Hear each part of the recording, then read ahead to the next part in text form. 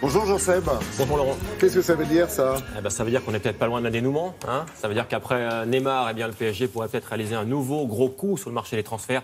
Alors, ça fait un moment qu'on en parle, je ne vous apprends pas grand-chose, mais il semblerait, selon plusieurs sources proches des deux clubs, donc de Paris et de Monaco, que ce soit quasiment fait. C'est une question d'heures, de jours, sans doute. En tout cas, si Mbappé arrive à Paris, quelle attaque pour le Paris Saint-Germain. Alors Mbappé, c'est lui, on va vous le remontrer quand même en image, il a 18 ans et il aurait donc trouvé un accord avec le club parisien. Monaco et le PSG se seraient entendus sur un transfert d'a priori 150 millions d'euros.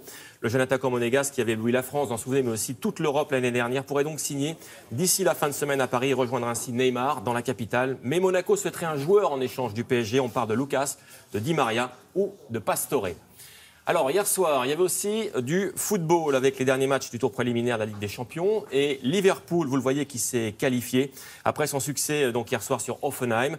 Les Anglais ont battu les Allemands 4-2. Voici donc l'un des 4 buts anglais. Qualifié également le CSK Moscou, qui a battu les Suisses de Berne 2-0.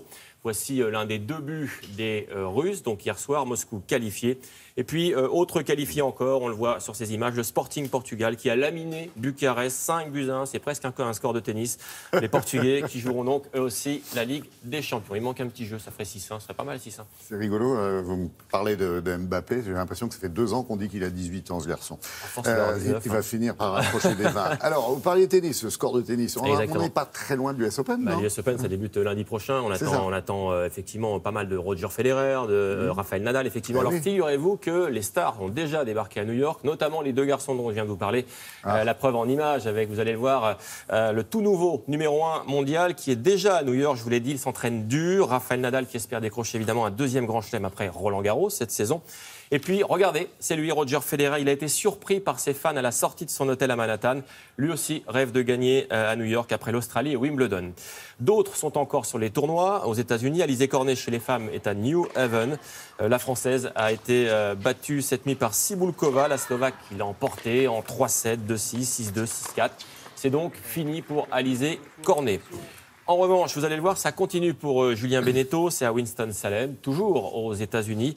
Le Français qui s'est qualifié, lui, pour le 3e tour, en éliminant en 3-7 l'Espagnol Carreño Busta, 7-6, 6-7, 6-3. C'est pas mal pour Benneteau, 35 ans.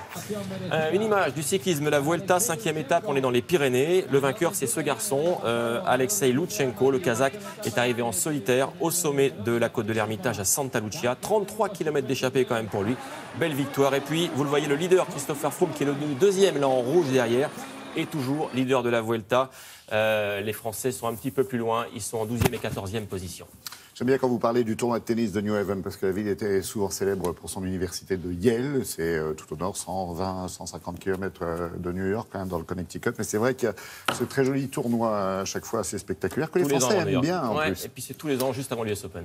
Broum broum. Effectivement, avec un petit mot de Formule 1, alors on est en pleine saison. Et puis figurez-vous qu'au mois d'août, c'est un petit peu la saison aussi des transferts, des rumeurs. Il y a eu quelques mouvements ou pas d'ailleurs ces dernières heures, je vais vous en parler. 2 infos en tout cas ce matin, regardez en image.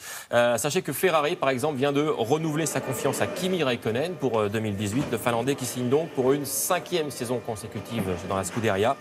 Et puis, on va le voir également, prolongation pour Stoffel Vandoorne. Alors lui, il court, vous allez le voir, c'est lui là, gauche à côté de Fernando Alonso, il court chez McLaren et le jeune pilote belge a donc été lui aussi officiellement confirmé pour 2018 et ça va bouger encore d'ici la fin de saison. Cette dernière image à présent d'un sport moins connu, ça s'appelle le tumbling, c'est spectaculaire. Alors regardez, au départ alors, ce sont des, voilà, il a à l'envers, ce sont des gymnastes. La particularité c'est qu'ils doivent effectuer le plus de figures possible sur un tapis long de 25 mètres. Alors c'est très artistique, c'est très intense aussi. Et là, on voit tout simplement les filles et les garçons de l'équipe de France. Pourquoi? Parce qu'il y a une compétition qui arrive à la fin du mois. Ce sera en Bulgarie, un championnat du monde. C'est très, très spectaculaire. On va essayer de les suivre. Réaliser sans trucage. Si on peut. Merci Jean-Seb.